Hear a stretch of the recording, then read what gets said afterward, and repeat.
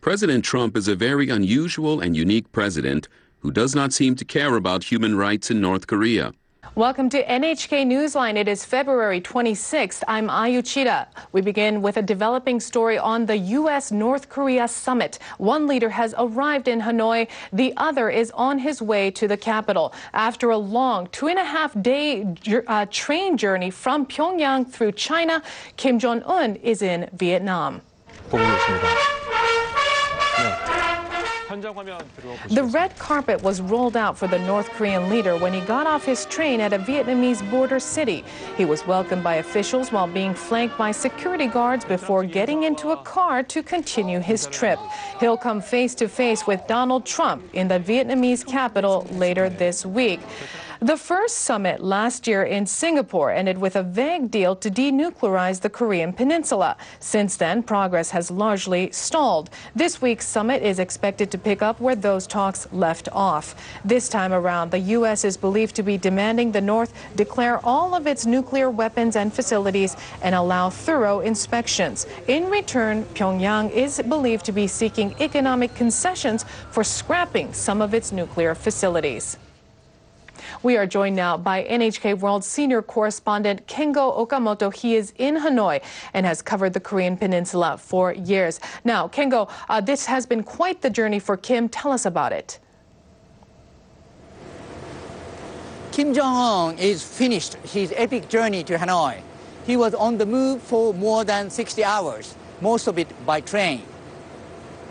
And one expert speculated that maybe Kim wanted to see the Chinese and Vietnamese countryside and compare it to North Korea's.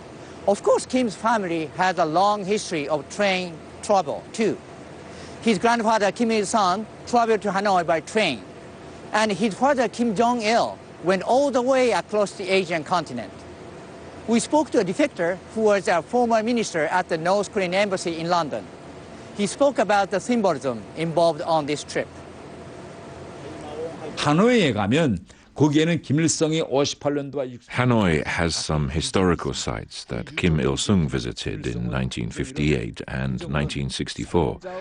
Kim Jong-un might visit those sites, and he might be trying to create a powerful visual image for citizens in the North, reminding them that he's the grandson of Kim Il-sung.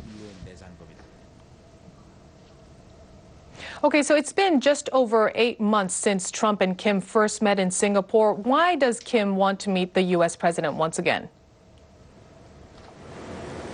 The reason is pretty simple. I think Kim sees Trump as the best negotiating partner he's likely to come across in the near future. Kim might think he can get better concessions from Trump than the U.S. negotiators. Remember, last year in Singapore, Trump suddenly announced he was suspending military drills with South Korea. So maybe this time around, I could see Kim raising the issue of American forces on the Korean Peninsula. We spoke with an expert on North Korean politics.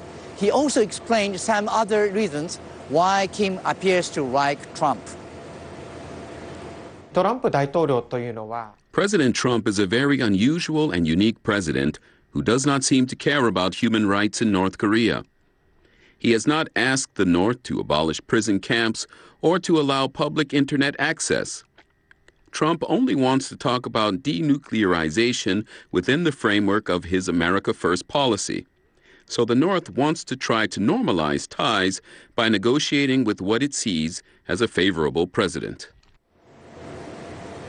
In that America First context, perhaps Kim might offer to make a deal on long-range missiles. Trump might see that as a win because he could say he's keeping Americans safe. But a move like that would likely create concern in Japan and South Korea, which could still be vulnerable to short or medium-range missiles. Okay, Kengo, so more generally speaking, how do you envision these talks playing out? For North Korea, the key issue here is sanctions relief. So I believe that Kim could say, for example, look, we destroyed a nuclear test site last year. Now it's Trump's turn to make a move. On Monday, an online North Korean commentary reiterated the idea that the U.S. should take some corresponding steps in this process. It said that would make the leaders' meetings fruitful. But as you know, the U.S. has been reluctant to lift sanctions before more concrete denuclearization steps take place.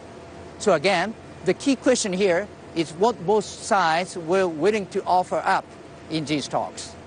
Thank you, Kengo. Well, Trump is currently making his way to the Vietnamese capital on board Air Force One.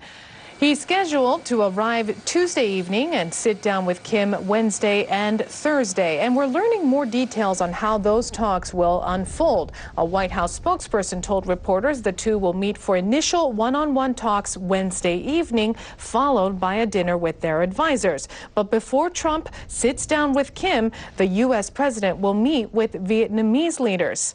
Trump recently said he's not in a hurry to get the North to denuclearize and that he's satisfied with progress so far. But despite the optimism, U.S. national intelligence and military officials suggest the North is unlikely to give up its nuclear weapons. Separately, there are reports the U.S. Secretary of State has already arrived in Hanoi ahead of the president.